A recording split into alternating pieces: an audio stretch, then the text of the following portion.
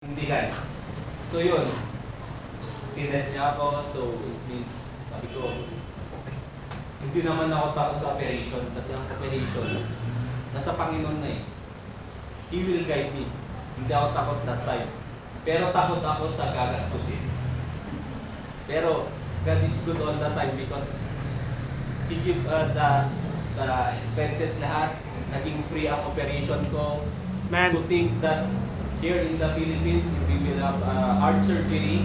Kasi sa akin, na-open talaga ako napalitan yung valve ko, aortic valve, because I have a leakage. Nag-mix ang oxygenated saka de-oxygenated blood. So yung blue and red, nag-mix na sa heart. If ever, kung magpa-to-de-echo ka, hindi maganda yon.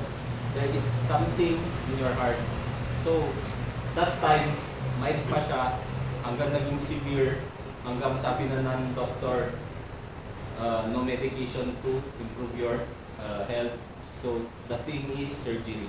So, the thing, goodness ng Panginoon, sinupply niya yung all the needs sa akin. Binigay niya yung expenses sa operation, yung doktor na pinag-pray namin na magaling yung doktor, even though na 50-50 ako sa second. As a first, okay ako after 3 days, na 50-50 po ako. So, sabi ko pa rin, I'm praying, thy will be done, Lord God. Ano kong plano niyo pero sa akin, Lord God, hindi ko pa na-accomplish na paggamit sa inyo. I'm still not happy because ang parents ko is still not sick. So, by the grace of God pa rin, we're praying, we're doing our best na to open her heart and mind na tanggapin ng Panginoon natin na His own personal Savior, na ang sabi niya naman, respeto na lang anak. So, sa akin naman kasi, it's my desire na masave si mama kasi hindi natin alam, blink of an eye, right? We will be taken, hindi natin masasabi. Tapos sa uli, pag nandun na sila sa judgment seat, anong sasabihin nila? Bakit anak, hindi mo ako pinush? It's so very sad for us, right? So dating yun, yung goodness ng Panginoon, yun lang ang gusto ko pang ma-achieve bago man ako kunin ng Panginoon kasi gusto ko pang masave ang kailangan masave sa buhay ko. Buhay ko kasi still, alam ko naman, bata pa tayo, hindi, kahit nagkakaedad tayo, pero nagle-level up pa rin tayo.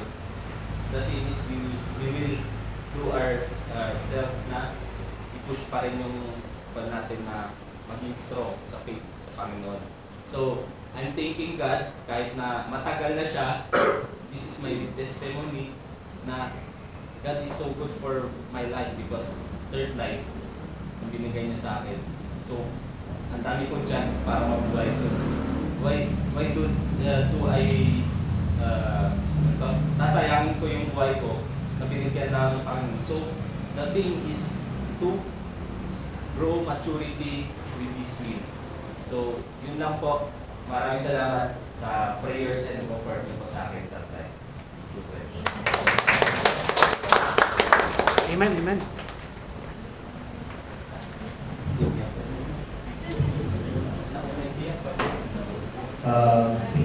Blessing po ng testimony. Habang kung nagte-testimony si Brother Lennon, nakita ko yung sequence ng songs. Ganda ng sequence. If you give glory to His name, you press onward, He will be faithful. Man.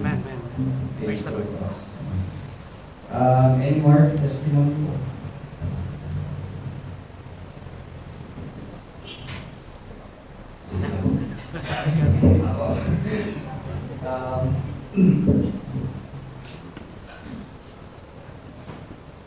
This week, meron po I was having this fresh talk or conversation with God. I'm comparing my life to others. Lord, I'm stuck.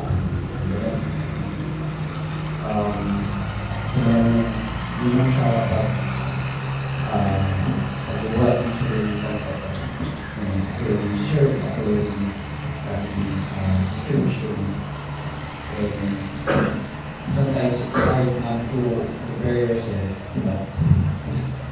Okay, sagot ni Lord yung aking question kanina sa teaching sa BME, which is about possession. Maybe you are the most famous person in this world right now, or maybe you are the richest person in this world, but in the end, when we face our Lord and Savior, hindi naman yun yung tanong kung kano naipon mo, anong title mo dito sa lupa. But the question God asks you is, what have you done for me? And it's a blessing and a reminder na maybe I'm not rich in possession or rich financially, but we are rich in the love of God, we are rich in the goodness of God, and we are rich in the faithfulness of God. Lang ang